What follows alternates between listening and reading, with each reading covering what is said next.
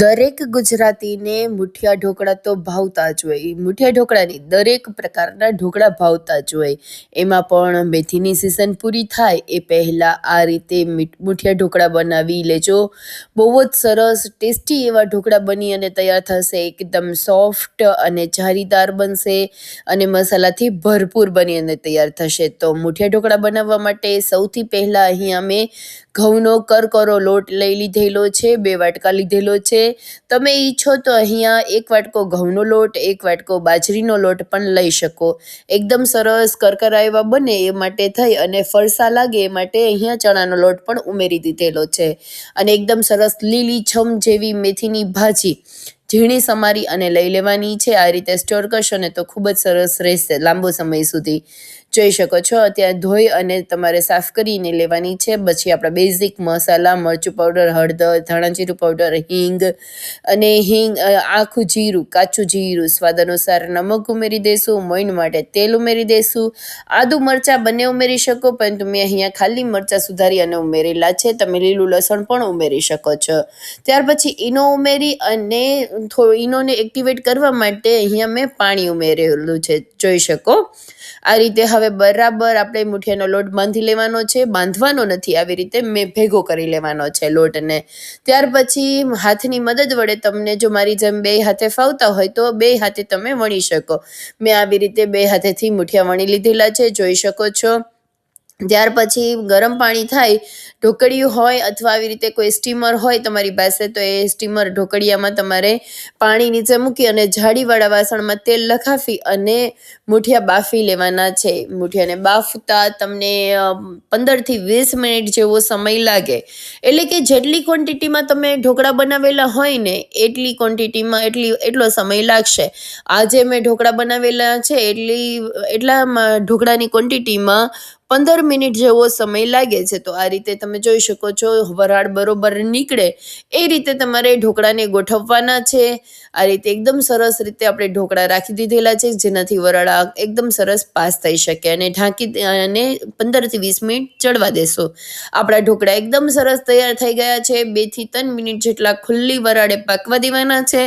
ત્યાર પછી આપણે એને થોડા ઠંડા થવા દેશું. જોઈ શકો છો થોડા ઠંડા થાય અને એકદમ પરફેક્ટ આપણા ઢોકળા બની અને તૈયાર થયા છે, ફૂલી અને ડબલ થઈ ગયા છે. તો આ રીતે હવે ઠંડા થાય પછી તમારે એને સુધારી લેવાના છે.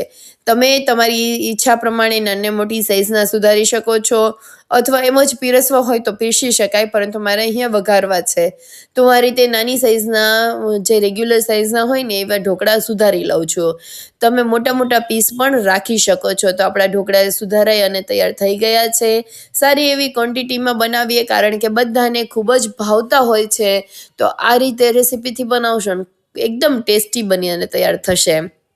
ત્યાર પછી તેલ ઉમેરી દઈશું. મેં અહીંયા સિંગ તેલ વઘાર માટે ઉમેરેલું છે. તમે ઘરમાં જે તેલ ખાતા હોય એ તેલ અહીંયા ઉમેરવાનું છે. જોઈ શકો છો અહીંયા 2 થી 3 મોટા ચમચા જેટલું તેલ ઉમેરવાનું છે. આપણે ગુજરાતી વસ્તુઓમાં આરામથી એકદમ સરસ તેલ જતું હોય છે, પરંતુ અહીંયા રેગ્યુલર મારે ઢોકળાની ક્વોન્ટિટી વધારે છે એટલે 3 ચમચા મોટા ઉમેરેલા છે.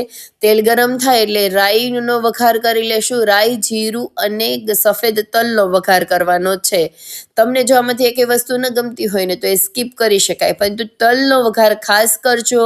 હિંગ ઉમેરી દઈશું. તલથી છે ને ખૂબ સરસ ટેસ્ટ આવતો હોય છે, એટલે તલનો વઘાર જરૂરથી કરજો. જો હવે તલ એકદમ સાંતળી જાય પછી અહીંયા મેં લીલી ડુંગળી સુધારી અને ઉમેરેલી છે. તમે લીલું લસણ પણ વઘારમાં ઉમેરી શકો છો. જેવી તમારી ઈચ્છા હોય એ મુજબ તમે અહીંયા વેજીટેબલ્સ પણ ઉમેરી શકો. ગાજર છીણીને ઉમેરી શકાય, કોબીજ છે, અને લાલ લીલા મરચાં પણ અહીંયા મેં વઘારમાં ઉમેરી દીધેલા છે. તેનાથી બહુ સરસ તીખાશનો ટેસ્ટ આવતો હોય છે. તો આ રીતે વઘાર કરવાથી ખૂબ સરસ અલગ જ કંઈક ટેસ્ટ આવતો હોય છે. તો એક વખત જરૂરથી આ રીતે વઘાર કરીને ટ્રાય કરજો. અહીંયા લીલું લસણ મારી પાસે ન હતું, લીલું લસણ પણ તમે ઉમેરી શકો છો, એ પણ સરસ લાગતું હોય છે.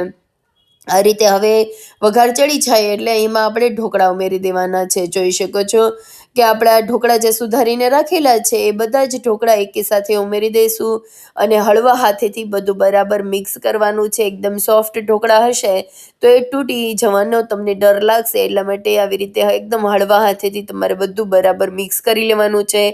વઘારથી એકદમ સરસ ઢોકળા બધા કોટ થઈ જશે આ રીતે તમે ઢોકળા બનાવી શકો છો લંચ બોક્સમાં, ટિફિનમાં અથવા રાતના ભોજનમાં, સવારે નાસ્તામાં તમે આ ઢોકળા બનાવી અને તૈયાર કરી શકો. ખૂબ જ ટેસ્ટી એવા ઢોકળા બનીને તૈયાર થશે. નાના બાળકોથી લઈ મોટા દરેકને ભાવે એવા ઢોકળા બની અને તૈયાર થશે. તમને કયા કયા ઢોકળા ભાવે તમે મને કમેન્ટ દ્વારા જરૂરથી જણાવજો. તમને ગમે કે નહીં એ પણ તમે મને જરૂરથી જણાવજો. તો આ રીતની રેસિપીઝ જોવા માટે આપણી ચેનલને જરૂરથી સબસ્ક્રાઈબ કરી દેજો હો. અને હવે આપણે ધાણા ભાજીથી ગાર્નિશ કરી દેશું. જોઈ શકો કેટલા, જોતાં જ ખાવાનું મન થઈ ગયું ને. આ રીતના ઢોકળા તમે પણ એક વખત ટ્રાય કરજો. જો રેસિપી ગમી હોય તો ફ્રેન્ડ્સ અને ફેમિલીમાં શેર કરવાનું ભૂલતા નહીં. મેં સાંજના જમવામાં બનાવેલા દહીંવાળી ચટણી સાથે અને સોસ અને લીલી ચટણી સાથે સર્વ કરેલા. લસણવાળી ચટણીની સાથે પણ સરસ લાગે અને મને તો મારા સ્પેશિયલી ચાની સાથે ખૂબ સરસ લાગતા હોય છે. તો તમે આ ઢોકળા ચાની સાથે પણ સર્વ કરી શકો છો. ખૂબ જ ટેસ્ટી એવા બની અને તૈયાર થશે. પહેલી વારમાં જ પરફેક્ટ બની અને તૈયાર થશે એ મારી ગેરંટી છે તમને. તો આ રીતની રેસિપીઝ જોવા માટે આપણી ચેનલની સાથે જરૂરથી ને જરૂરથી જોડાઓ.